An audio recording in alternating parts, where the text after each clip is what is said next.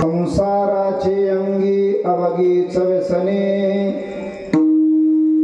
आम्ही या कीर्तने शुद्ध झालो. आता हे सोहळे झाले त्रिभुवन विषमधून सांडिले. ब्रह्मपुरी वास करणे अखंड न देखिजे तोंड विटाळाचे. आता हे सोहळे झाले त्रिभुवन विषमधून सांगिले. तुका म्हणे आम्हा एकांताचा वास ब्रह्मी ब्रह्मरस सेवू सदा. आता हे सोहळे झाले त्रिभुवन विषमधून सांडिले. ब्रह्मानंदं परमसुखदं केवलं ज्ञानमूर्तिं गंगातीतं गगनसदृशं तत्त्वमस्यादिलक्ष्यम् एकं नित्यं विमलमचलं सर्वादिसाक्षभूतं मवातीतं त्रिगुणरहितं सद्गुरुं नमामि. मनोजवं मारुततुल्यवेगं जितेन्द्रियं बुद्धिमतां वरिष्ठं वातात्मजवानरयुगामुख्यं श्रीरामदूतं शरणं प्रपद्ये महायोगपीठे तटे भीमरत्यां वरं पुण्डरीकाय धातुं मुनीन्द्रे समागत्य तिष्ठन्तमानन्दकन्दम् परब्रह्मलिङ्गं भजे पाण्डुरङ्गं श्रीसन्ताचिये माता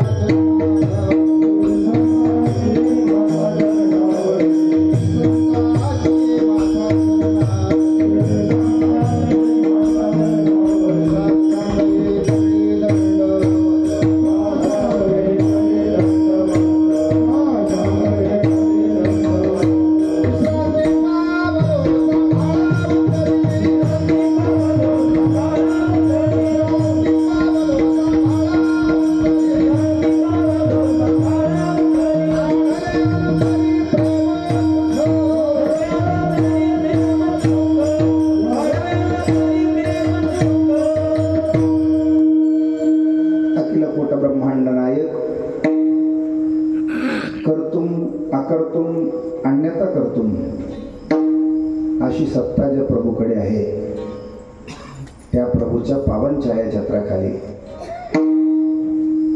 थोर साधू महात्म्यांच्या कृपा प्रसादाने आपल्या पवित्र अशा मेंढका नगरीमध्ये वैकुंठवासी हरिभक्तीपरायण श्री संत नारायण महाराज यांच्या पुण्यस्मरण सोहळ्याच्या निमित्ताने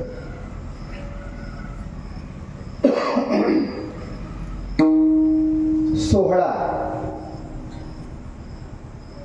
आता सोहळ्यासाठी बरेच लोक गेलेले आहेत नाही का? आपला छोटूसा सोहळा मात्र चालू आहे. सोहळा हे ज्याच्या जीवनामध्ये सोहळा होते, आज घेतलेले अभंग ज्याच्या जीवनामध्ये लागू होते त्याच्या जीवनात सोहळा होता. अत्यंत महत्वाचा आहे. महाराज स्पष्टपणे सांगतात, संसारामध्ये व्यसन आहेत. आता ते कोणकोणते व्यसन आहेत, कशा प्रकारचे व्यसन आहेत त्याचं चिंतन करायचं आहे. आणि त्या व्यसनाची शुद्धता करण्यासाठी आम्ही या कीर्तनाचं माध्यम धरलेले. कीर्तन म्हणजे नुसतं असं सांगणं, याला कीर्तन माहित नाही. नामाचं चिंतन तेही कीर्तनच आहे. नाम संकीर्तन साधन पै सोपे, जळतील पापे जन्मांतरीचे. आणि ज्याच्या जीवनामध्ये कुठल्याही प्रकारचे अंतरंगाचे विकार राहिले नाहीत,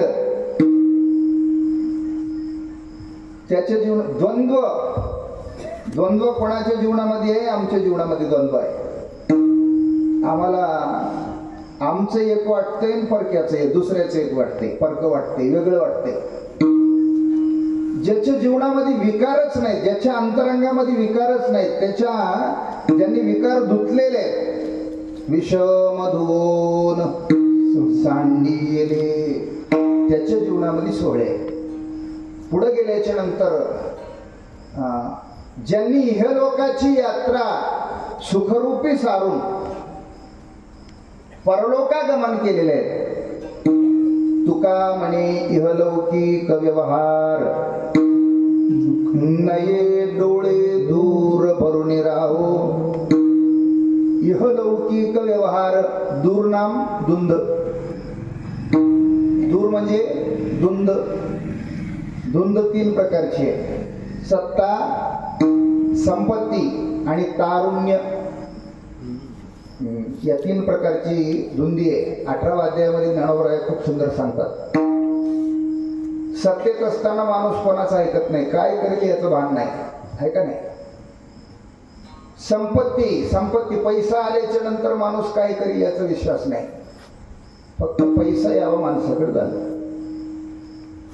पिढ्यांजात ज्याच्याकडे पैसा आहे ते आगळं वेगळं काही करते की नाही सांगता येत नाही. एखाद्या रोडच्या काठाला एखाद्या माणसाचं जमीन राहावं आणि ते रोडमध्ये जावं आणि त्याला पैसे यावं. आमच्या त्या मेन रोडला आपलं जे तुळजापूर ते नागपूर हायवे झालेले आहे, त्या हायवेवर बरेच लोकांचे जमिनी गेलेत. काही लोकांना त्याचा फायदा घेतलाय बरं.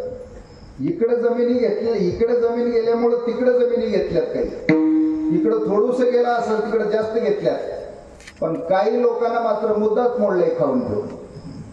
काहीच नाही उरलं, पैसा शिल्लक राहिला नाही.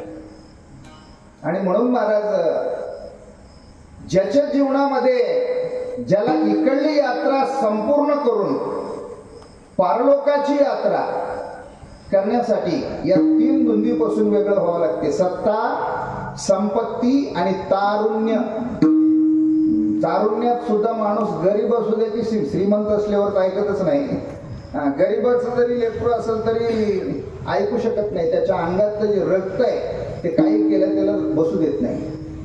त्याला शांत करण्यासाठी संत वाङ्मयाचं त्याला काहीतरी वाचन असावं लागते, नाही तर सत्संगती त्याला असावं लागते, किंवा त्याला नामाचं चिंतन करणारा असावं लागते. त्यावेळेस या 3 धुंदीतून माणूस बाहेर पडू शकते, अन्यथा नाही. आणि म्हणून ब्रह्मपुरी वास करण्यासाठी इथं सर्व विकार काढलेले असावं लागते. पुढे गेल्याच्या नंतर महाराज सांगतात ब्रह्मरस सेवन करण्यासाठी एकांताचा वास. परमार्थ करण्यासाठी एकांत सांगितलेले आहे. लोकांतामध्ये परमार्थ होऊ शकत नाही. लोकांतामध्ये द्वेष मच्छर वाढते, लोकांतात परमार्थ होऊ शकत नाही. आणि एकांतात परमार्थ करून महाराज म्हणतात की ब्रह्मरस सेवन करायचंय. अशा स्वरूपाचा 4 चरणाचा अभंग जगद्गुरु जगतवंदनीय तुकोबाराय महाराज, देहूचे सुप्रसिद्ध वैराग्य साधू महाराजांचा 4 चरणाचा अभंग आणि श्री संत नारायण महाराज ज्यांच्या पदस्पर्शाने ही मेलका नगरी पावन झालेली आहे. महाराज खूप सुंदर सांगतात, देव भेटणं सोपं आहे, देव भेटणं सोपं आहे. आणखीन पुढे जाऊन महाराज म्हणतात आस्ताला जाणारं सूर्याला सुद्धा थांबवणं सोपंच आहे. सोपं आहे का? आहे का? आहे की आपल्या त्या सह्याने करून दाखवले की 3 दिवस सूर्यालाच निघू दिले नाही. आस्ताला जाणारा रवीला सुद्धा धरता येते म्हणे महाराज म्हणतात. सागर तरुण जाणं सोपं आहे का? सागर तरुण जाणं सोपं आहे. सागर म्हणजे समुद्र, आपली नदी नाही, समुद्र आहे. समुद्र तरुण जाणं सोपं आहे नाही. ते सुद्धा सिद्ध करून दाखवलं एका मुलीनं. आंध्रातल्या एका मुलीनं श्रीलंकेपासून रामेश्वर पर्यंत 13 तासामध्ये ती मुलगी पोहत आहे. 20 वर्षाच्या आतली मुलगी 13 तासात पोहत आली. म्हणजे सागर तरुण जाणं सुद्धा सोपंच आहे. आस्ताला जाणारा रवी धरणं सोपंच आहे. सागर तरुण जाणं सोपंच आहे. महाराज म्हणतात एवढे गोष्टी सोप्या असतील पण साधू भेटणं तेवढं सोपं नाही. महाराज खूप सुंदर सांगतात, चंद्रामृत सुखे सेववीर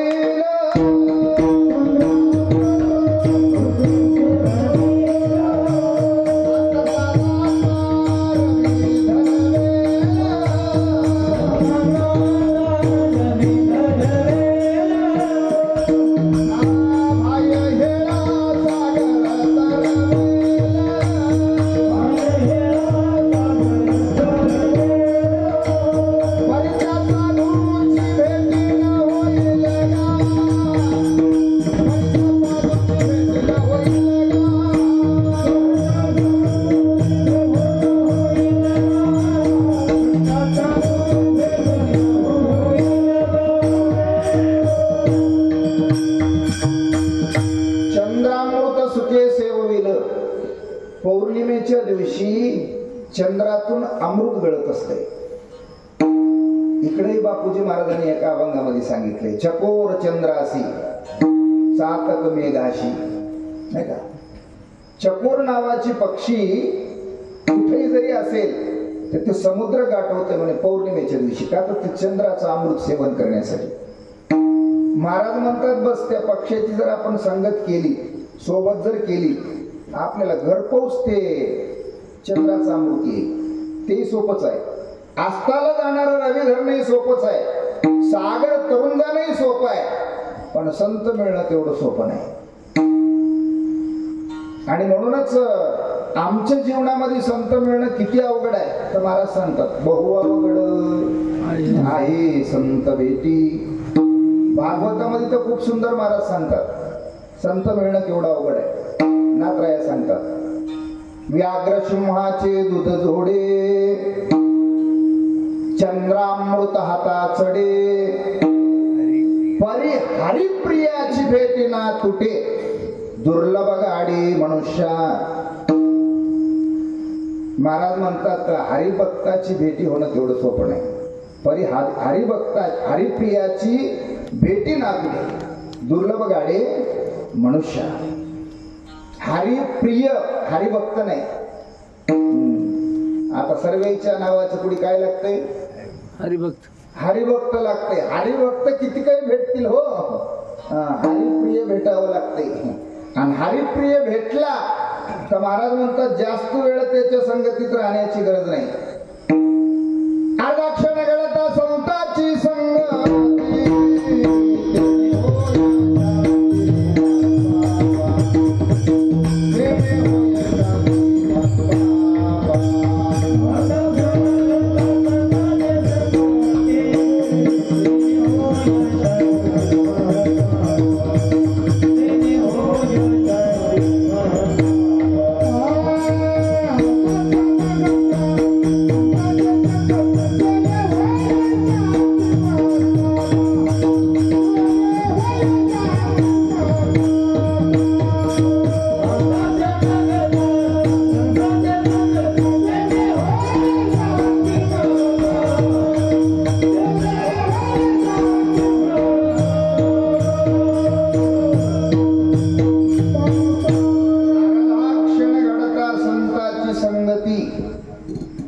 देणे होय शांती मत पापा. आणि डोळ्याचं पातण लावून उघडतो तेवढं वेळ म्हणजे एक क्षण. त्याच्यातली अर्धीच वेळ जर त्या देवाला आवडणाऱ्या संताची हरिप्रियाची भेट जर झाली तर महाराज म्हणतात महापाप नाहीसं होते. पापाचे 3 प्रकार सांगितलेत, पाप, उपपाप आणि महापाप. कळत न कळत आमच्याकडून घडलेले ते पाप बरेच काही वेळ असं घडून जात असते. आपल्याला आपण काही करावं म्हणून करत नाही, पण बरेचशे वेळा असं घडून जात आहे आमच्याकडून. आपण मायो तुम्हाला विचारायलो, ते देवाला फुलाची हार ओवायचं म्हणल्यावर ते फुलाचा हार ओवत असताना त्या सुईमध्ये दोरा टाकायचं असल्यावर त्याला काय लावित असतं तुम्ही त्याच्या शेंड्याला?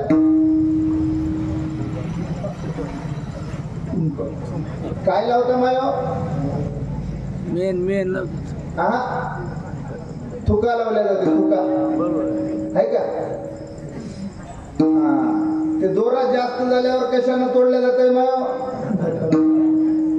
दाताना. सकाळी सकाळी पत्ती, चहा पत्तीची पुडी कशाने फोडल्या जाते? दातानं आहे का? एक दातानं चहा पत्तीची पुडी फोडायची आणि चहा उतू जावल्या की त्याच्यावर फुकायचं जोर जोरात. त्याला काय म्हणावं लागेल?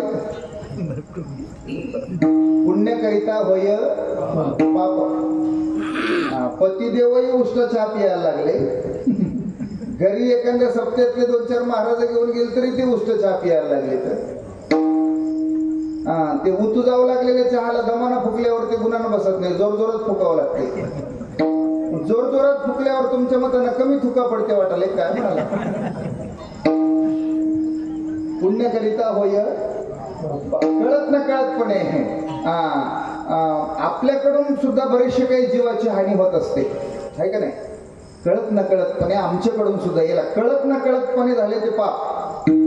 कळून सुद्धा केलं जाते हे उपपाप सांगितले. कळून सुद्धा केलं जाते हे उपपाप.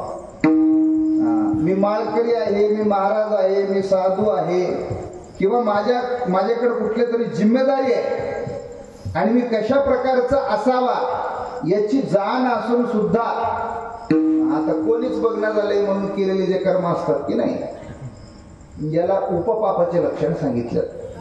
उपपाप पलीकडे गेल्याच्या नंतर बरं विधीमध्ये चुका करणे ह्याला सुद्धा उपपाप सांगितलंय. विधी करायचं असेल तर नीट करावं, विधीत काही विधी येत नसेल तर पैसे घ्यायचं नाही. मोबदला घेऊन सुद्धा विधी चुकीची करीत असेल, मधात जर पानं सोडून देत असेल अध्यायाचे अध्याय. काल परवा एक भागवताच्या सप्त्यामध्ये व्यासपीठ चालकानं ज्ञानेश्वरीतलेच 1-2 अध्याय सोडून दिले. ते बारकुले पोरं बसली होती अशी, ते सांगत सांगितले मला. महाराज म्हणले ते 2 अध्याय सोडून दिले. मी त्याला विचारलं असं काऊन केलं महाराज? ते मला वेळच पुरलं नाही, मी तरी काय करायचं, ज्ञानेश्वरीचं पारायण करायचं आहे. पैसे घेऊन सुद्धा, मोबदला घेऊन सुद्धा विधीमध्ये चुका करणे याला उपपापाचे लक्षणं सांगितल्यात. पलीकडे गेल्याच्या नंतर स्त्री हत्या, गोहत्या, बाळ हत्या, ब्राह्मण हत्या, साधू हत्या याला महापापाचे लक्षणं सांगितल्यात. महापाप केवढंही मोठं पाप झालेले असेल, अर्धक्षण संताची जर संगती झाली म्हणजे ते देवाला आवडणार आहे. संत वेगळे आणि महाराज वेगळे, लक्षात आलं? देवाला आवडणारे संत आणि लोकाला आवडणारे महाराज. हिशोब ध्यानात आले काय म्हणाला? लोकाला आवडणारे महाराज, देवाला आवडणारे संत. देवाला आवडणाऱ्याची आमच्या जीवनामध्ये भेट झाली पाहिजे. जास्त वेळ नाही, अर्धा क्षणच संगती होऊ द्या देवाला आवडणाऱ्याची. ज्याचा परमार्थ देवाला आवडतंय अशाची संगती आमच्या जीवनामध्ये झाली पाहिजे. आजच्या जीवनामध्ये तर पोपटपंची खूप तयार झाली आहेत. कीर्तनापुरतं धोतर घालणारी मंडळी, असे लोक नाही झाले. ते कीर्तनापुरतं धोतर घालायले, धोतर काढून ठेवून आमच्या देखतच जीन पॅन्ट घालून आमच्या गावातून बाहेर निघाले. तुमच्याकडून आदर्श काय घ्यायचा? म्हणून महाराज खूप सुंदर सांगतात, बहुत गणाधारी झाली मैसे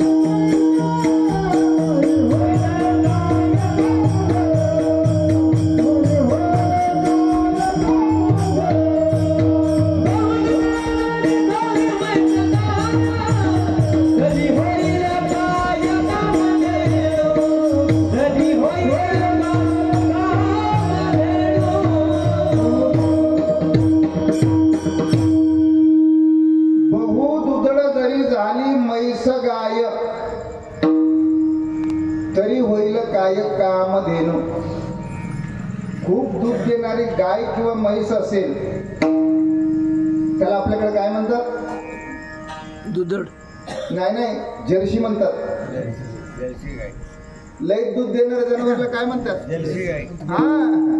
लय दूध देणारे जर्सी होऊ शकेल, ते कामधेनु होऊ शकत नाही. आणखी नाही पुढे गेल्याच्या नंतर सांगून जातो महाराज, बहुत केले पाठांतर वर्म राहील असे दूर. आचरणाचा पत्ता नाही, पाठांतर खूपच करायला लागले. लोका सांगे ब्रह्मज्ञान.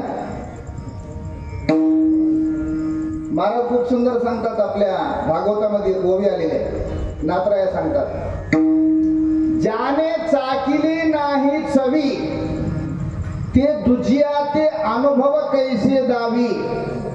या लागी जो पूर्ण अनुभवी ते तारी सत्शिष्याचे. भंडाऱ्याचं वरण पिल्यावर चव सांगता येते की बघल्यावर म्हणाला. देवाला निवड ठेवले काय म्हणून विचारतात काही लोक. एवढं कशासाठी? तर पिऊन बघायचं आहे. ते पिल्यावर बसलेल्या लोकांना म्हणते काय हो गड्या वरण नंबर 1 झाले काय का?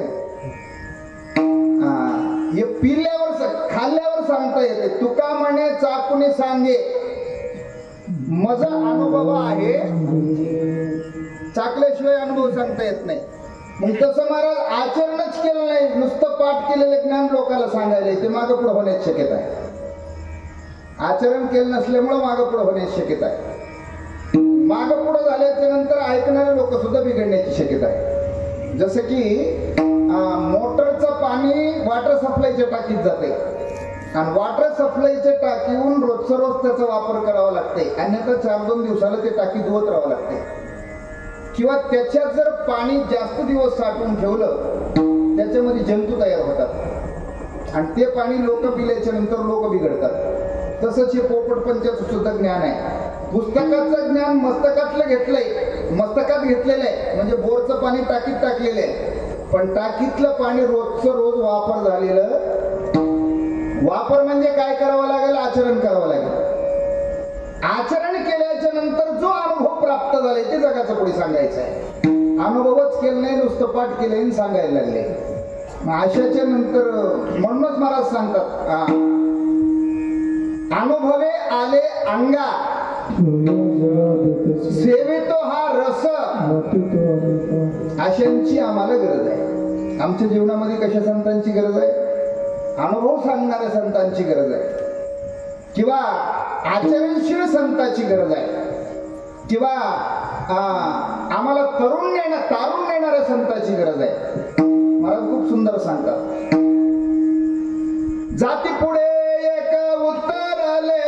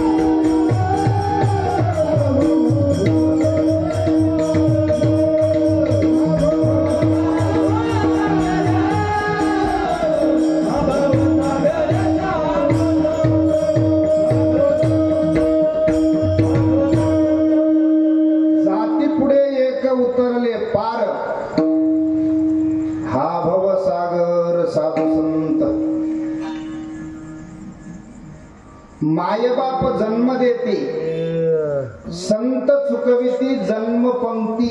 मायबापाला जन्म देण्याचा अधिकार आहे, जन्ममरण चुकवण्याचा अधिकार नाही. जन्ममरणाच्या फेऱ्यातून जर पलीकडे जायचं असेल तर संतांची संगती करावी लागेल. संतांच्या संगतीमधून मुक्त होता येते. आणि म्हणून महाराज संत मिळणं तेवढं सोपं नाही. आणि त्यातलं त्यात विशेष महत्वाचं म्हणजे त्यांनी केलेले जे फळ आहे, म्हणून आज हे पाहायला मिळते. त्यांनी केलेले जे श्रम आहे त्या श्रमाचं फळ म्हणून आज हे सप्ताह वगैरे पाहायला मिळते, आहे की नाही? पूर्वीच्या काळात ज्या साधू संतांनी तयार केले जे भक्त मंडळी आहे, जे तयार केले त्यांचे भक्त आहेत, त्यांच्यामुळेच आज एवढे मोठे मोठे सप्ते व्हायला लागलेत महाराज. नाही तर काय शक्य? मग हे सप्ते होण्यासाठी त्या काळात त्यांना काय श्रम घ्यावा लागले असते? त्या काळात वाहनं नव्हती, त्या काळात काही सुविधा नव्हत्या, पायाने यायचे महाराज. थोडस श्रीमंती असलं तर ती छकडं घेऊन यायचे. थोडीशी श्रीमंती जर घरी असली, बैल वगैरे असले, शेती वगैरे असली मठाला वगैरे किंवा संस्थानाला, तर ते छकडं घेऊन यायचे. त्या काळात त्या लोकांनी जे नामाचं बीज लावलेलं आहे त्याचं फलप्राप्ती म्हणून आज आपण भोगायला लागलो. इवलेशे रूप लाविले द्वारी, त्याचा विलू गेला गगनावरी. अशाच लोकांचे सोहळे होतात. आणि म्हणून श्री संत नारायण महाराज यांच्या पुण्यस्मरण सोहळ्याच्या निमित्ताने आज चालू असलेला हा भव्य दिव्य नामयज्ञ सोहळ्यातील नामयज्ञ सोहळा आणि मला वाटतंय संत चरित्र चालू आहे. तुकाराम महाराजांचं चरित्र चालू आहे. तुमच्याकडे किती वर्षापासून कथा आहे? आता तिसरं वर्ष. आता हे 3रं वर्ष आहे.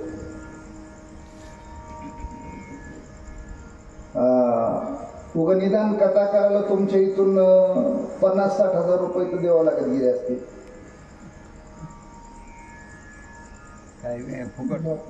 द्यावं लागत गेले असतील की नाही? पहिलं 50,000च्या खाली तर कोणताही कथाकार आजच्या काळात कथा घेत नाही, आहे का? 50-60 हजार वर्षाचे म्हणल्यावर जवळपास 2 लाख रुपयाची कथा व्हायली 3 वर्षाची. गावातलं जे वक्ता आहे याचा फरक एवढा पडतो, आहे का नाही? एकच आहे, बाहेरले माणसं फक्त मेकअप करून येतात म्हणून चांगले दिसतात. कसं आहे? आता ते आपण कोणाला म्हणायचं नाही. कथाकाराला मेकअप करायला सोबत माणसं आहेत. काही असे कथाकार आहेत, काही संन्यासी म्हणून मिरवतात जगामध्ये, मेकअप केल्याशिवाय बाहेर निघतात. संन्यासी म्हणून घेणारे सुद्धा, योगी म्हणून घेणारे सुद्धा, त्याला मेकअप करायला काही सोबत माणसं आहेत.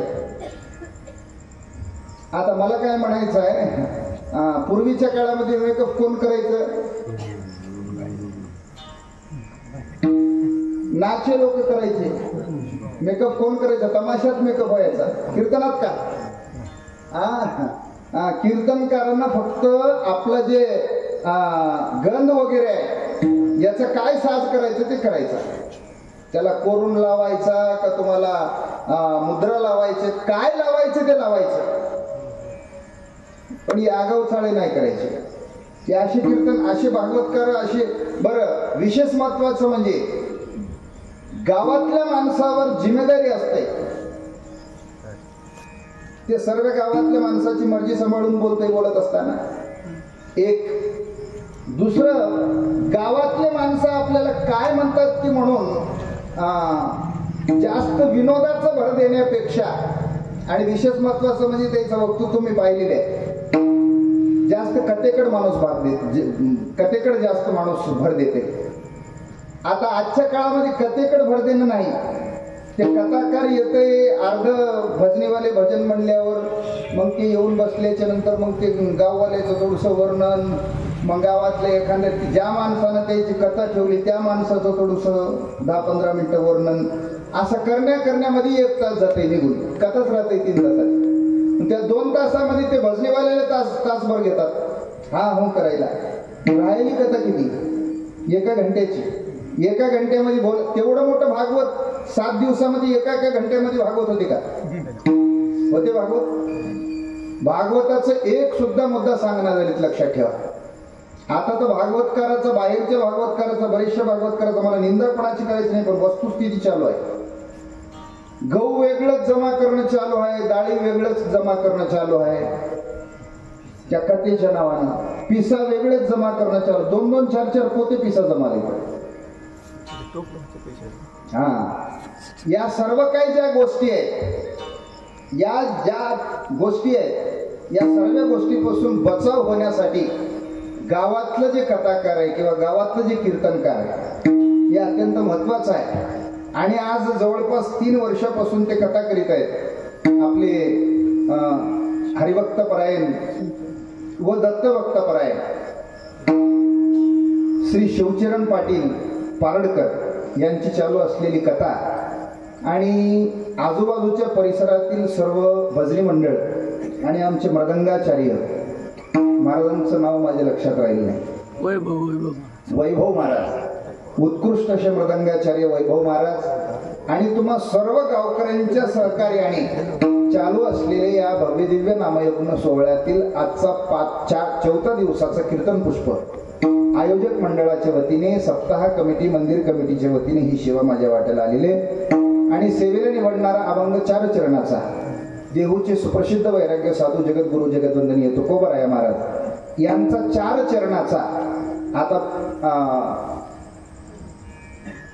संदर्भ तर सांगितला महाराज. अभंग आपण कशासाठी घेतलाय? सोहळे ज्यांच्या जीवनामध्ये होतात त्या सोहळ्याचं वर्णन करणारा 4 चरणाचा अभंग सेवेसाठी निवडलेले. विठ्ठल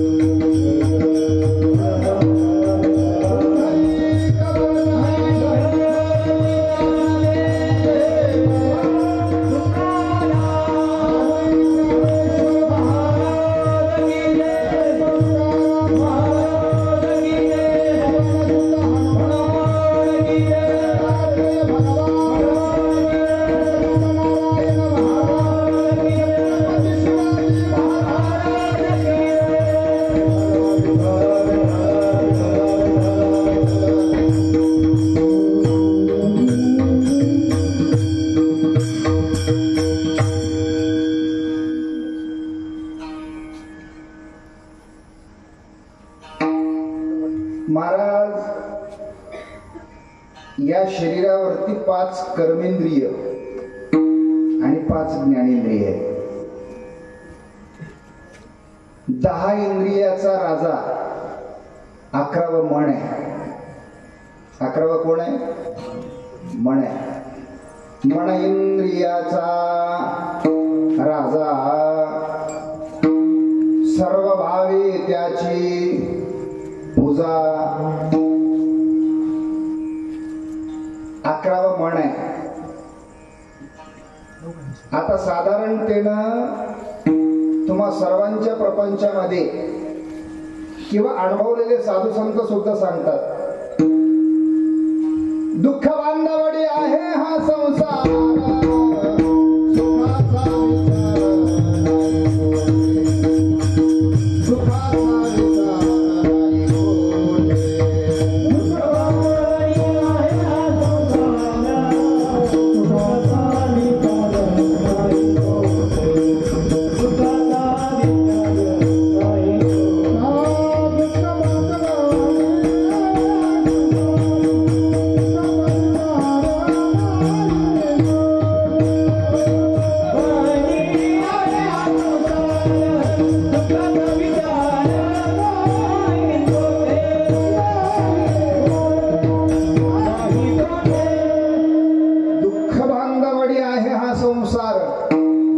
सुखाचा विचार नाही कोठे. किती दुःख आहे असं जर तुम्ही म्हणत असाल तर ओतप्रोत दुःखानं भरलेलं ते संसार आहे. त्याचा मोजमाप करता येत नाही. जसं सागराचं मोजमाप करता येत नाही, तेही संसार सागरच आहे ना, त्याही दुःखाचं मोजमाप करता येत नाही. एवढं अतोनात दुःख आहे. एका पत्नीमुळे अनुभवलेले साधू संत सांगतात, त्या मनुराजाच्या प्रपंचामध्ये 2 पत्नी आहेत. मनुराजा एक देहपुरी, त्याशी नांदती 2 नारी. पुत्र पौत्र संपन्न भारी, तिने कृपा केली आम्हावरी गा. म्हणून आलो या देशा, नाही तरी फुललो होतो दिशा. त्या मनुराजाला किती पत्नी आहेत? 2 पत्नी आहेत. आपण साधारणपणे व्यवहारामध्ये म्हणतो 2 बायका फजिती आहे का? एकानच फजिती आहे आणि 2 म्हणल्यावर महाराज पुत्र पौत्र संपन्न भारी, खूपच लेकर आहेत. किती लेकर आहेत असं जर तुम्ही म्हणत असाल तर ते लेकर असं साधारणपणे आपण त्याचं चिंतन करू. आपल्याला जेवढं बारकाईनं जरी चिंतन होत नसेल तर जसं जमेल त्या पद्धतीने.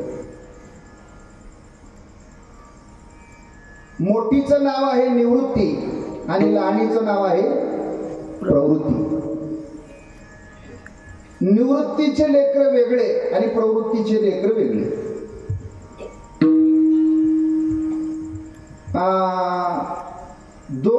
दोन पोरं राहिल्यावर जास्त 2-3 पोरं राहिल्यावर किंवा 2-3 लेकरं राहिल्यावर मायबाप जास्त प्रेम कोणावर करतात? लहान्या पोरावर. 2-3 जावई राहिल्यावर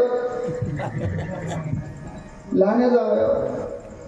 2-3 लेकी राहिल्यावर नानगे लेकीवर. बरं जाऊ द्या, वेगळं निघाल्यावर मायबाप कोणात राहतात? कोणात राहतात? नानग्यात. हे सर्वांचं उत्तर दिलंय. आता एक उत्तर विचारतो. 2-3 बायका राहिल्यावर आवडती निवडती राहते की. विठाल विठाल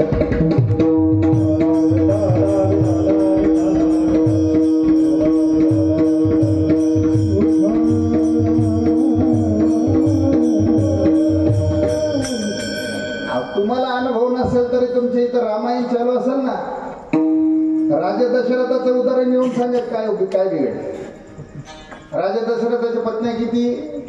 3. आवडती पत्नी कोणती? कैकेयीचा नंबर कितवा? 3रा आहे का नाही? लहानी पत्नी आवडती. तसं महाराज त्या मनुराजाच्या सुद्धा प्रपंचामध्ये मोठी पत्नी खूप सुंदर आहे. मोठ्या पत्नीचं खूप सुंदर सदाचार असं तिचा व्यवहार आहे, तिचे संस्कार आहेत. पण मोठी पत्नी त्या मनुराजाला आवडत नाही म्हणण्यापेक्षा जवळची नाही, प्रेमाची नाही. कसं आहे, सर्वच लेकरं मायबापाचे राहतात, पण थोडस तरी उगाच जास्त कोणाच तरी जीव अडकलेला राहते, आहे का नाही? आता मायबापाचेच लेकर आहेत, सर्वेवर तेवढं प्रेम असाल की नाही? आपण कधी कधी भांडणही करतो, त्याच्यावर तेवढं प्रेम का आणि माझ्यावर का नाही? ते तसं भांडून वगैरे व्हायचं प्रेम नाही, ते आपोआपच राहतंय. ज्याच्यावर राहायचं त्याच्यावरच राहतं, आहे का नाही? ते भांडून वगैरे पुन्हा जन्मायचं ते प्रेम नाही, पुन्हा जन्मायचं प्रेम नाही ते. आणि म्हणून महाराज ते प्रवृत्ती ही मनाच्या जवळची आहे. आता त्या प्रवृत्तीबाईची लेकरं अशी विचित्र आहेत, ते कधी कुठं नेऊन अधपतनाकडे नेऊन घालतील आणि कधी कोणाचं मार खायला लावतील याचा काही भरोसा नाही. त्या प्रवृत्तीबाईचे लेकराचे खूप सुंदर महाराज एका ठिकाणी वर्णन करून सांगतात. आमचे नातराय, सासरा माझा गावी गेला, तिकडच मरू दे त्याला, तिकडच मरू दे त्याला, भवानी आहे रोडगावाई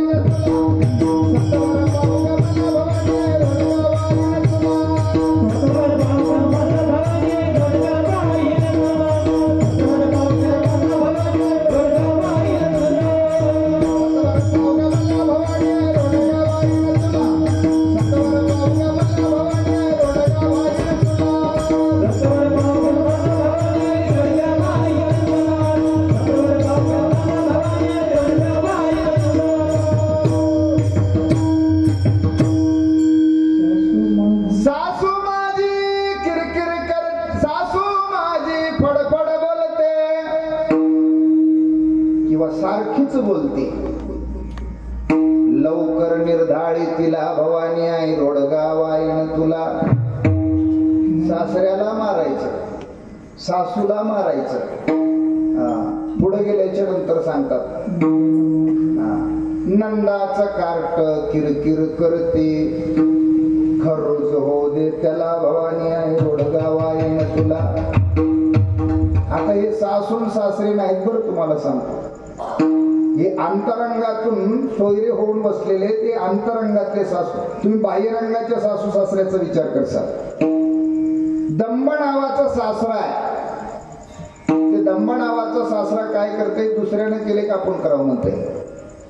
दुसऱ्यानं पोती वाचले की आपण पोती वाचवावं म्हणतंय, दुसऱ्यानं माळ घातले की आपण घालावं म्हणतंय, आणि दुसऱ्यानं काढले की आपणही काढावं म्हणतंय. दंबे करू भक्ती सोंग जाऊ जाणा आंतरी भावना. दंब नावाचा सासरा आहे, ते एकदाच बाहेर गेलं म्हणजे पुन्हा मधात प्रवेश करणार नाही, तिकडच मरू दे त्याला. आशा नावाची सासू आहे, किती जरी खायला दिलं तरी तिचं पोट भरत नाही, तिचं नाव आशा आहे. आपल्या शिकाच्या वाडीचे मारुती पाटील एका धाब्यामध्ये खूप सुंदर सांगतात, आशा भिकारीनं वाटेवर देता इला पुरेना घर, शेवटी गिडू पाहे बिचारी पावसतवरी भव भय वाटते भारी. इकडे काकड्याच्या प्रकरणामध्ये महाराज खूप सुंदर सांगतात, श्वान हे लागे पाटी आशा बहु दारुण. ते कुत्र्यासारखी आहे म्हणा आशा. किती जरी खाऊ घातलं तर कोणाचं तरी दुर्डीत जाऊन तोंड घातल्याशिवाय राहत नाही, ते आशा आहे. जब तक श्वास आहे तब तक आस है, निकल गया श्वास तो मिट गया आस. जोपर्यंत श्वास आहे तोपर्यंत आशा आहे. मरायला टेकलेले म्हातारा म्हणतंय, नानग्याचे लेकर बघावं वाटायले, मोठ्याचे लेकर बघावं वाटायले, परमार्थिक असेल तर गुरुचं दर्शन करावं वाटायले, किंवा कोणा देवाचं दर्शन करावं वाटायले, किंवा कोणती पोती वगैरे वाचवा, भजन वगैरे करा, नाही का. आता ते जीव बरंच काही खाऊ नाही, ते खाऊन पिऊ नाही, ते पिऊन रंगलेले जर असेल तर ते शेवटच्या काळामध्ये नक्की म्हणणार आहे, जीव जाईना झाले थोडं आणून पाजवा, आहे का नाही. नसेल तर आणून खाऊ घाला.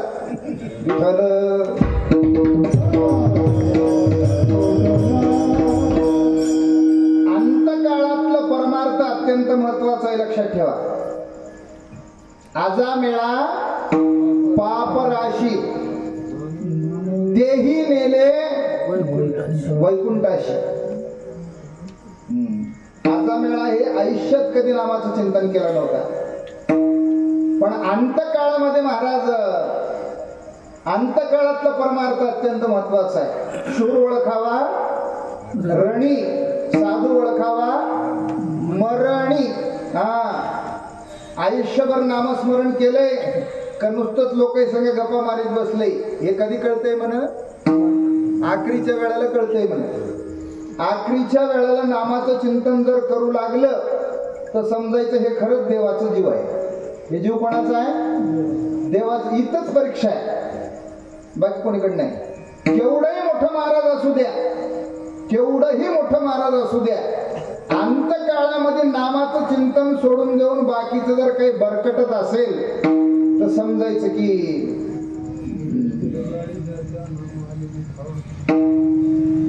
अंतकालेच मामेव स्मरण मुक्ता कलेवरम. अंतकाळामध्ये ज्याच्या जीवनामध्ये नामाचं स्मरण झालेलं आहे त्याच महाराज खूप सुंदर सांगतात, अंतकाळी ज्याच्या नाम आले मुखा तुका म्हणे सोखा पार नाही, तुका म्हणे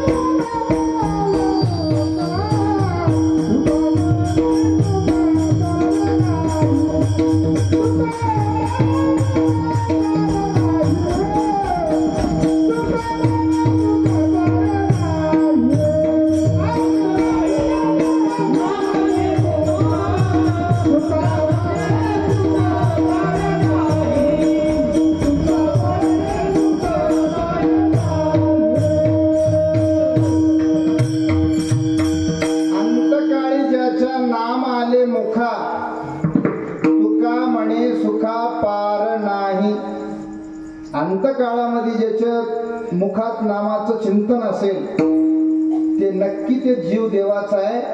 आणि नक्कीच ते जीव किती जरी पापी असेल, किती जरी पापी असेल तर ते जीव कोणाचं होते? देवाचं होते. म्हणण्यापेक्षा देव स्वतः घेऊन जातं यात कुठल्याही प्रकारचा संशय नाही. लक्षात आलं म्हणून सांगून जातो महाराज. जडभरित राजाने शेवटचा काळ सुखाचा व्हावा यासाठी केला होता अट्टहास. शेवटचा दिस गोड व्हावा, शेवटचा दिवस गोड व्हावा यासाठी वनात जाऊन आपली छोटीशी एक झोपडी बांधून वानप्रस्थ आश्रम त्या ठिकाणी वानप्रस्थ आश्रमाचं सर्व काही कालक्रमण करू लागले. म्हणण्यापेक्षा एकटंच राहणं आणि वनातच राहून आपलं नामाचं चिंतन करून एका ठिकाणी महाराज प्रमाण खूप सुंदर सांगतात. काळ सारावा चिंतने एकांत वाशी गंगा स्नानी देवाच्या पूजने प्रदक्षिणा तुळशीच्या, नाही का. एकांतामध्ये नामाचं चिंतन करीत असताना एके दिवशी नदीला स्नानाला गेलेले होते. नदीला स्नान करता करता एका हरणीच्या पाठीमाग वाघ लागलेला आणि ते हरिण आपला स्वतःचा बचाव करण्यासाठी नदीच्या अलीकडल्या काठावरून पलीकडल्या काठाला उडी मारण्याचा प्रयत्न करीत असताना ते हरून प्रसूती होऊ लागलेली होती. आणि ते अर्धवट प्रसूती झालेले जे हरणीचं पिल्लू आहे ते हरणीचं पिल्लू गर्भातून निसटलं आणि ह्या जडवरित राजाच्या समोर पडलं पाण्यामध्ये. जडवरित राजानं पाणी हातात घेतलं ओंजळात आणि महाराज सूर्याला अर्घ्य देऊ लागले. सूर्याला अर्घ्य देत असताना ते योगायोगानं जडभरित राजाच्या हातात ते पिल्लू आलं. त्या पिल्ल्याला बाहेर आणलं, त्याला पुसलं, त्याला शेकवलं. त्याच्यासोबत या जडभरित राजाची प्रीत झाली, प्रेम झालं. आता ते मुख्य जनावर एवढे इमानदार आहेत महाराज, तुम्ही शिळी का भाकर टाकना ते तुमचा आखाडा सोडून दुसऱ्याच्या आखाड्यावर जाईना तर दुसऱ्याच्या आखाड्यावरल्या माणसाला आपल्या आखाड्यावर एवढे इमानदार आहेत. माणसाला किती खाऊ घालू द्या, ऐन टायमावर ज्याला ठोकायचं त्याला ठोकल्याशिवाय सोडणार. तुम्ही पैसे द्या की पार्ट्या द्या, आहे का नाही. म्हणून महाराज ते मुख्य जनावर आहे आणि ते योगायोगानं महाराजासोबत खूप सुंदर प्रेम झालं, खूप सुंदर प्रीत झाली. आणि किती जरी प्रेम राहिलं तुमचं आमचं, पण ज्याच्या जातीचे माणसं त्याला भेटल्यावर आपलं काम काही नाही म्हणतात महाराज. येते पाहिजे. गावात लग्न आहे आणि योगायोगानं वराडीत 2-4 पिदाडे आले. ते दुकान कोणाला विचारतील म्हणालो, माळकऱ्याला कोणाला विचारतात ते, त्याच्यासारखंच करणाऱ्याला जाऊन विचारतात ते, त्याच्याच जातीवाल्याला विचारतात आणि ते बरोबर पत्ता सांगता येईल. ते बरोबर पत्ता काढून ते कोण्या गल्लीला आहे कुठं आहे ते बरोबर जाऊन त्याचा कार्यक्रम करून येतात. येते पाहिजे जातीचे. डब्बी कोणालाही कोणी जाऊन मागत नाही, ज्याचा कुडता जळालेला आहे त्यालाच जाऊन डब्बी मागतात. छिद्र पडलेले आहे की नाही कुडत्यावर त्यालाच जाऊन डबी मागतात. एरवी दुसऱ्याला कोणाला डबी मागित नाहीत. येते पाहिजे जातीचे. ते योगायोगानं जंगलातून एके दिवशी हरणाचं कळप आलं. त्या कळपाला आपल्या जातीचे पाहिलं, ते पिल्लू त्याच्यात मिसळून गेलं निघून. जडभरित राजाचा अंतकाळ जवळ आला. अंतकाळामध्ये नामाचं चिंतन जडभरित राजानं सोडून दिलं आणि हरणाचं पिल्ल्याचं चिंतन करू लागले. फलप्राप्ती झाली काय म्हणसाल महाराज.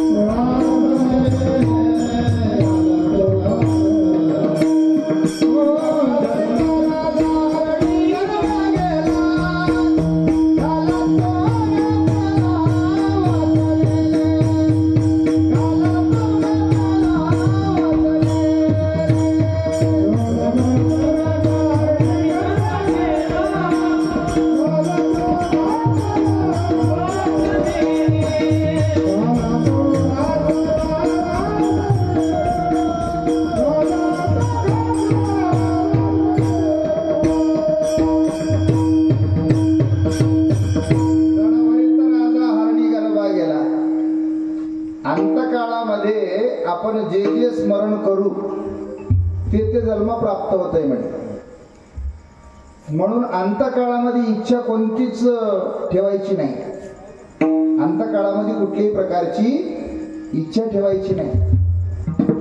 जसं जसं इच्छा प्राप्त होईल तसं तसं जन्म होतो. आणि म्हणून अंतकाळामध्ये फक्त नामाचं चिंतन करावं. आणि हे नामाचं चिंतन करण्यासाठी काय करावं लागेल तर आम्ही मरण्याच्या आधी आमची वासना मारावं लागेल. काय मारावं लागेल? कधी मारावं लागेल? आम्ही मरण्याच्या आधी आमची वासना मारावं लागेल. तर आम्ही केलेले परमार्थाचं विजय झालं. आम्ही मरण्याच्या आधी जर आमची वासना मेली तर आम्ही केलेले परमार्थाचं विजय झालं. आणि मरताना जर वासना शिल्लक राहिली, वासनेचा विजय झाला, आमचं परमार्थ वाया गेलं. जन्म घेणे लागे वासनेच्या संगी. वासना उरून राहिले की पुन्हा पुन्हा पुन्हा पुन्हा जन्माला यावं लागतं. मग साधू असो, संन्यासी असो, सत्पुरुष असो, महात्मा असो, कोणी असो, आहे का? आणि म्हणून वासना आम्ही मरण्याच्या आधी मारावी. म्हणजे काय करावं लागेल? अंतरंगातले विकार काढावंच लागतील. हे सर्वही विकार अत्यंत घातक आहेत. आता पुढे गेल्याच्या नंतर ते नंदाचं कार्ट नाम ते मदन आहे. ते काय? मदन आहे. ते मदन या शरीरामध्ये येडक्याच्या स्वरूपामध्ये वाढलेले आहे. कसं? मेंढर बाळगणं काही तेवढं अवघड नाही म्हण. पण ते येडका कधी कोणाला धडक मारेल काही सांगता येत. धडका मारिली शंकरा, केला ब्रह्मेचा मातेरा, इंद्रचंद्राशी लावेला दराराजेन तो केवळ पंचानन. येडका मदन तो केवळ पंचानन. धडका मारिली नारदा, केला रावणाचा छेंदा, दुर्योधनाशी मारिला गदा घेतला प्राण तो केवळ पंचानन. असा असणार ती येडका आहे. याच्यात मदन होऊन बसलेले आहे. आणि त्या मदनानं एवढ्या लोकांना पाठीमागे आणण्याचं काम केलंय महाराज. इंद्रा पडली भग चंद्र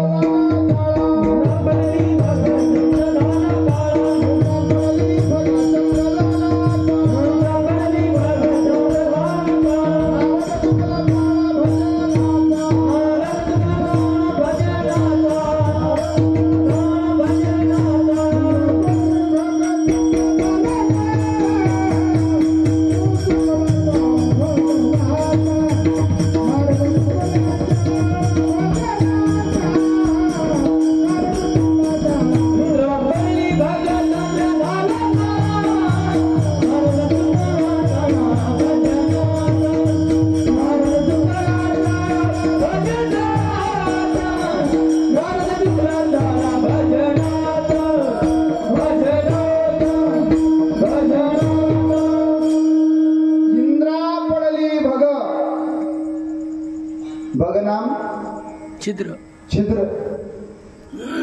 आता हुशार लोक आहे ना काही ठिकाणी सहस्त्र नयन म्हणून लिहून ठेवले. सहस्त्र नयन नाही, 1000 छिद्रच होते.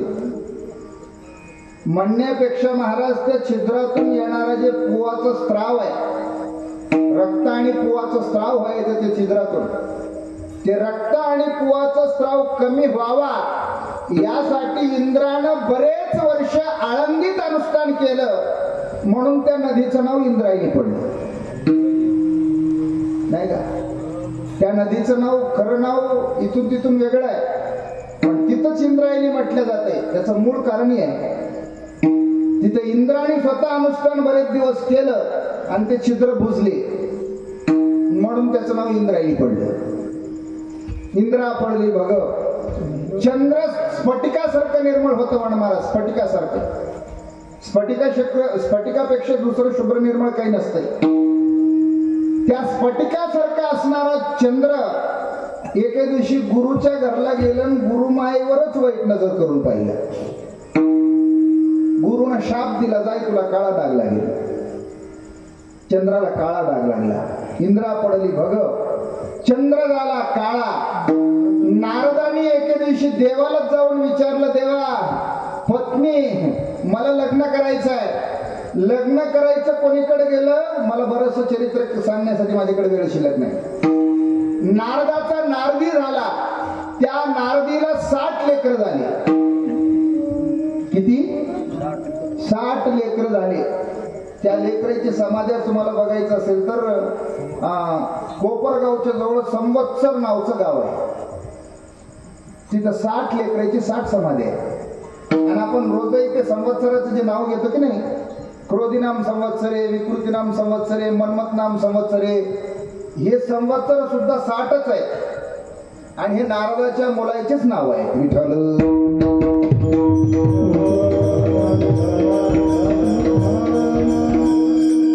इंद्रा पडली भग, चंद्र झाला काळा, नारद चुकला चाळा भजनाचा. हे कशामुळे तर महाराज ते मदन. आणखी नाही पुढे जाऊन सांगायचं असेल, मज कामाचे निघाये ब्रह्मकन्येशी धरू जाये. त्या कामाच्या घाईमध्ये ब्रह्मदेवानं स्वतःच्या कन्येला धरायला गेले म्हणे महाराज.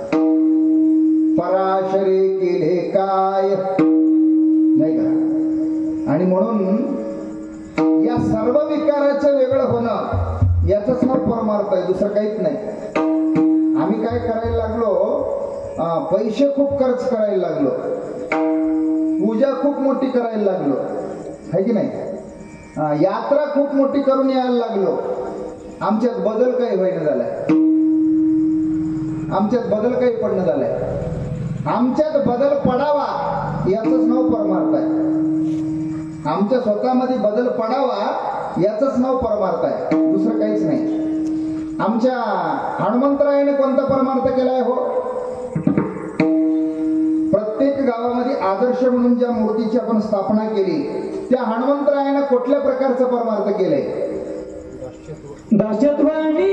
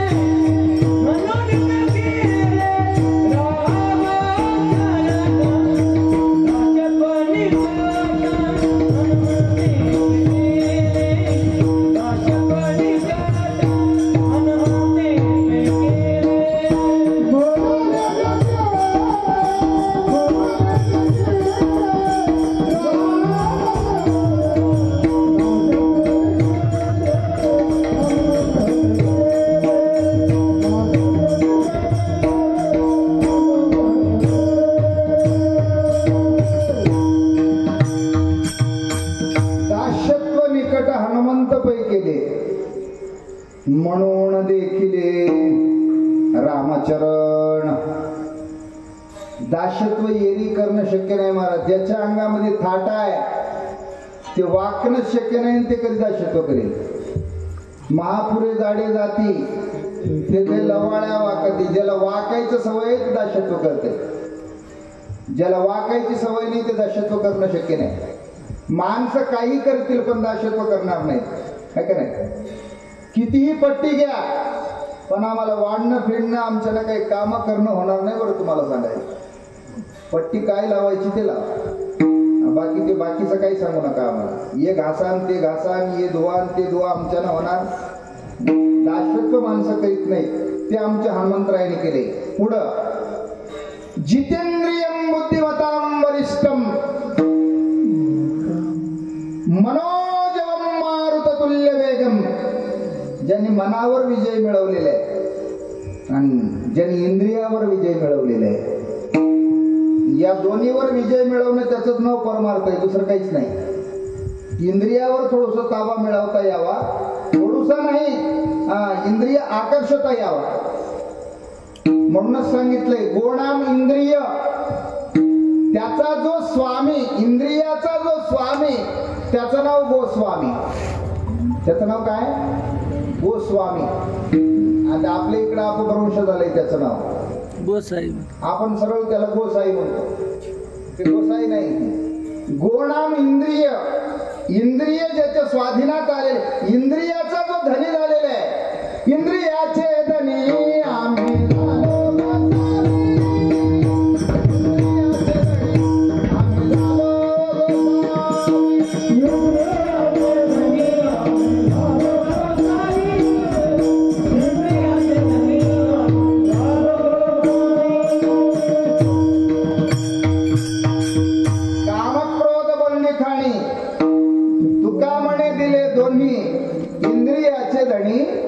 आम्ही झालो गोसावी.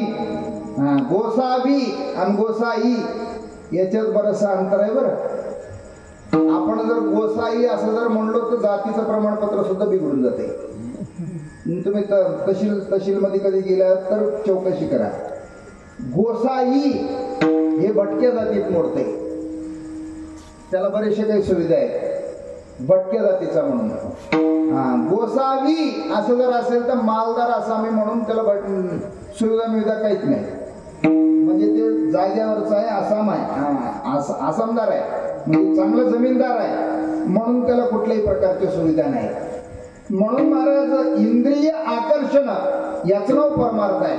मनावर ताबा मिळवणं याचं नाव परमार्थ आहे.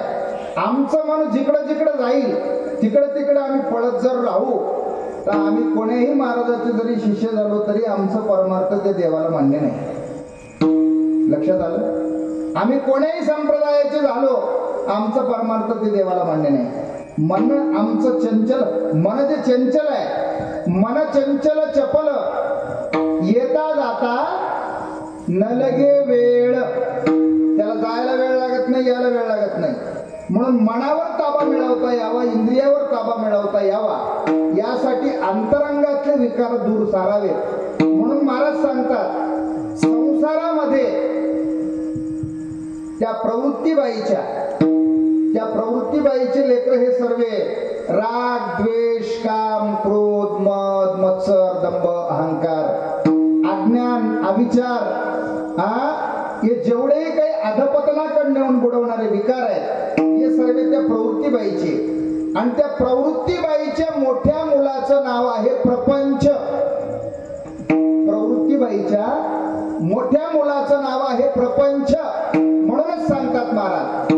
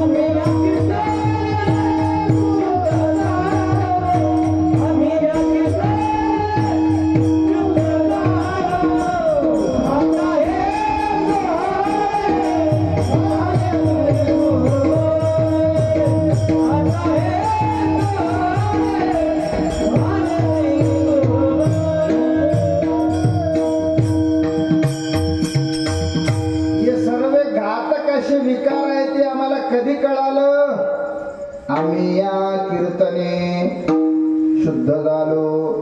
इथं आल्याच्या नंतर आम्हाला कळालं राग आम्हाला घातक आहे, काम आमचं घातक आहे, क्रोध आमचं घातक आहे, हे सर्व अंतरंगातले विकार आमचे घातक आहेत. हे कधी आले, हे कधी कळाले तर महाराज म्हणतात हे संतांच्या सान्निध्यात गेल्याच्या नंतर कळाले. हे कीर्तनात कळालं. आम्ही या कीर्तने शुद्ध झालो. आता ते निवृत्तीबाईचे लेकर असे आहेत. कीर्तनात आल्याच्या नंतर कोणकोणते निवृत्तीबाईचे लेकर कोणकोणते आहेत ते पाहू. दया, मया, कृपा, करुणा, ज्ञान, भक्ती, वैराग्य हे देवापर्यंत नेऊन पोहोचवणारे जे काही विवेक, सद्विचार, सद्बुद्धी हे सर्व कोणाचे लेकर आहेत? हे निवृत्तीबाईचे लेकर आहेत. जेणेकरून देवापर्यंत नेऊन पोहोचवणारे जे साधन आहेत हे सर्व निवृत्तीबाईचे आहेत. आणि निवृत्तीबाईच्या मोठ्या मुलाचं नाव आहे परमार्थ. प्रवृत्तीबाईच्या मोठ्या मुलाचं नाव आहे प्रपंच आणि निवृत्तीबाईच्या मोठ्या मुलाचं नाव आहे परमार्थ. या दोन्हीचं जोड लावायचंय. प्रपंच परमार्थ संपादिता दोन्ही. महाराज म्हणतात एकही निदान न घडे त्याशी. या दोन्हीचं जोड लावायचंय तुम्हाला. म्हणून हे अत्यंत महत्वाचं आहे तुमच्यासाठी. म्हणून त्या निवृत्तीबाईचे जे लेकर आहेत त्या निवृत्तीबाईच्या लेकराच्या सान्निध्यात गेल्याशिवाय अंतरंगातले विकार दूर जात नाही. अंतरंगातले विकार एकदा गेले की महाराज म्हणतात कुठल्या प्रकारची भीतीच नाही. आता भय नाही ऐसे वाटे देवा, आता भय नाही ऐसे वाटे देवा,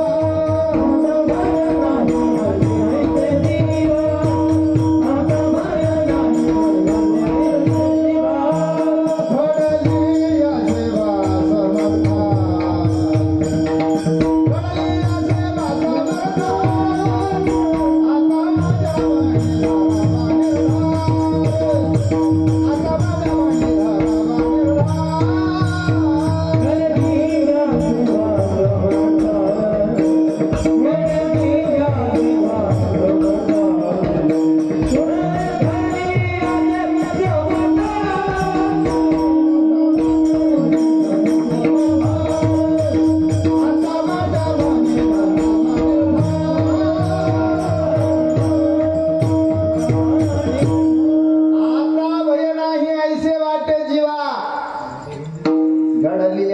माझ्या समर्थाची आम्हा हरीच्या दासा काही भय नाही त्रैलोकी. देव भा मागे पुढे उगवी कोडे संकट. कोणाच्या मागे पुढे देव उभा राहते बापू? तुमच्या आमच्या? तुका म्हणे त्यांचे भारे देव तुमच्या मरणी करे. आम्ही त्याचे व्हावं लागतंय. मग कोण त्याचं होतंय महाराज? देव कोणाचा स्वीकार करतय? आम्हाला सर्वाला देव आवडतय हो. आम्हाला देव स्वीकारण्यासाठी आम्ही काय करावं लागतंय? अंतरंगातले विकार दूर सारावं लागतात. त्यावेळेस देव आमचा स्वीकार कर. आम्ही होऊन देवाकडे जाणं आणि देव आमचा स्वीकार करणं यात जमीन आसमानचा फरक आहे. लक्षात आलं म्हणून सांगून जातो. आपले तुकोबाराय महाराज एका ठिकाणी सांगतात, अंगीकार ज्याचा केला नारायण. ज्याचा अंगीकार केलेला आहे, अंगीकार नाम स्वीकार. मग स्वीकार कसं करतात ते देव? तर आमच्या अंतरंगातले विकार गेल्याच्या नंतर स्वीकार करतात. आणि एकदा त्या देवानं स्वीकार केला तर त्याची फलप्राप्ती महाराज सांगतात.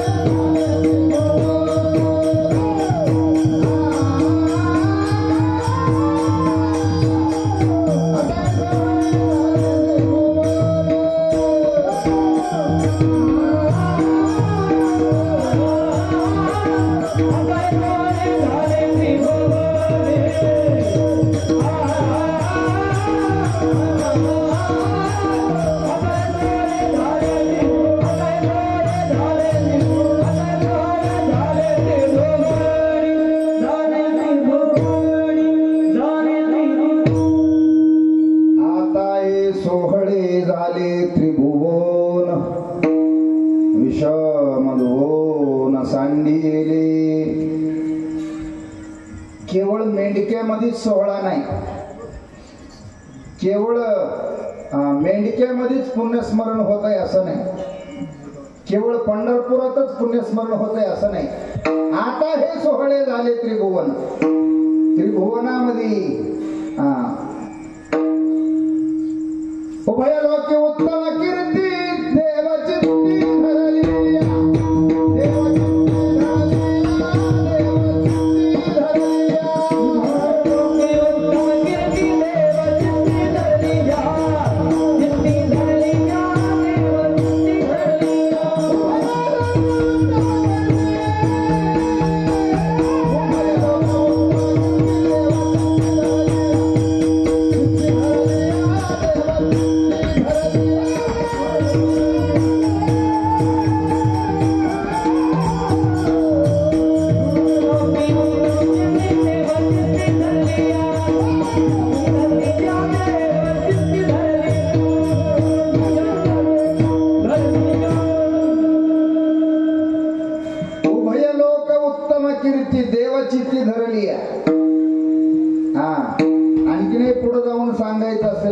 कोणाच्याही चित्तामध्ये देव राहत नाही, अशाच महात्म्यांच्या चित्तामध्ये देव असतंय. म्हणूनच महाराज एका ठिकाणी सांगतात, देव वसे चित्ती त्याची घडावी संगती.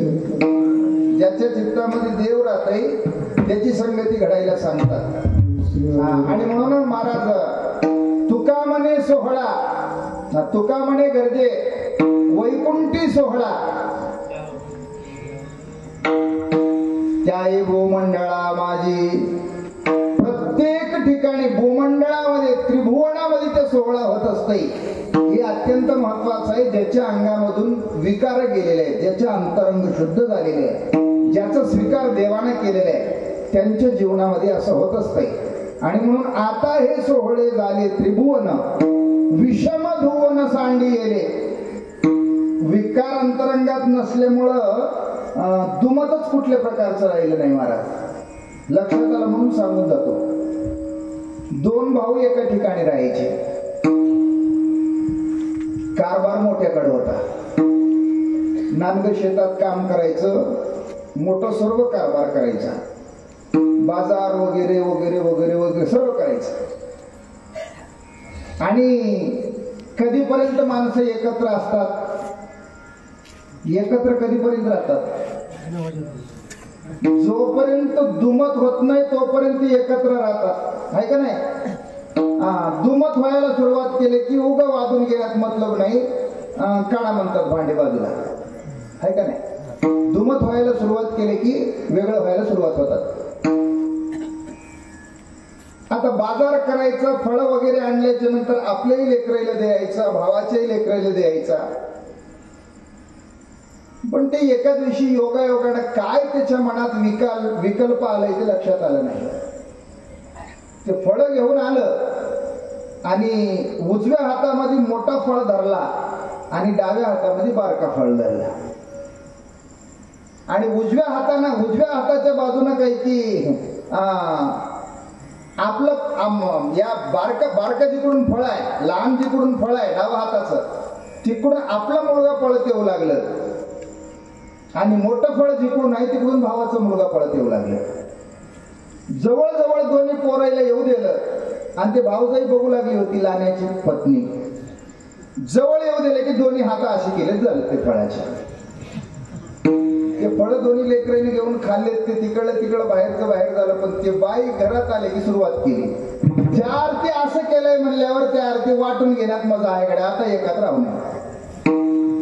लहान असो की मोठा असो फळच होतं, देयाचं होतं तर दोघाला असं देयाचं होतं की नाही, असं काऊन केलं? आता वेगळं व्हावं. काऊन झालं इथं वेगळं व्हायचं? दुमत झाल्यामुळं आहे का नाही.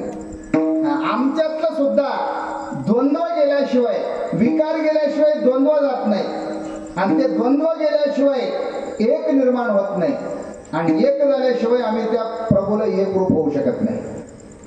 उरलो माझा मी एकला, नाही का, दुजा ठाव समूळ पुसला, उरलो माझा मी एकला, संगे कोणी नाही मजला, मजला मी नित्य पाहतो. एक होण्याची गरज आहे. म्हणूनच एकनाथ महाराज सांगतात, एका जनार्दनी सगळेच मरू दे, एकटीच राहू दे मला. हे सर्व विकार बाजूला सारायचे, फक्त एकटा उरायचा आहे. त्यावेळेस मात्र आता हे सोहळे झाले त्रिभुवन, विषम दुवन सांग. आता विषम दुटल्यावर मी तो पण गेले दुरी, एकची गोंगडी पांघरू हरी. मग त्यांचा रहिवास कुठला आहे? अभंगाचं तिसरं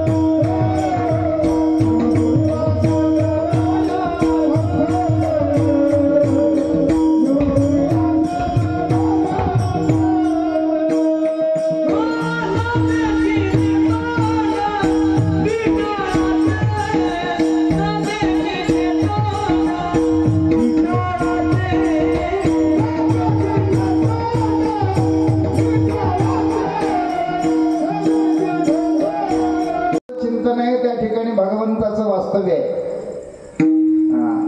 कीर्तन